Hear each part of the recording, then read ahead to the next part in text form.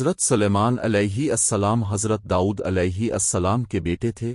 اللہ تعالیٰ نے حضرت سلیمان علیہ السلام کو بے پناہ علم اور حکمت عطا کی تھی۔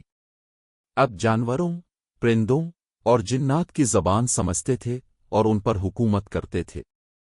حضرت سلیمان علیہ السلام کو خبر ملی کہ ایک قوم سورج کی پوجا کرتی ہے۔ اپنے ہدہد نامی پرندے کے ذریعے ملکہ سبا کو دعوت دی کہ وہ اللہ کی عبادت کریں اور ان کے دربار میں حاضر ہوں۔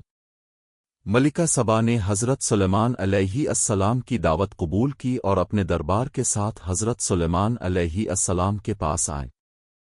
حضرت سلیمان علیہ السلام نے جنات کے ذریعے ملکہ سبا کا تخت ان کے آنے سے پہلے ہی اپنے دربار میں منگوا لیا، جسے دیکھ کر ملکہ سبا نے حضرت سلیمان علیہ السلام کی عظمت کا اعتراف کیا اور اللہ کی وحدانیت پر ایمان لے آئیں۔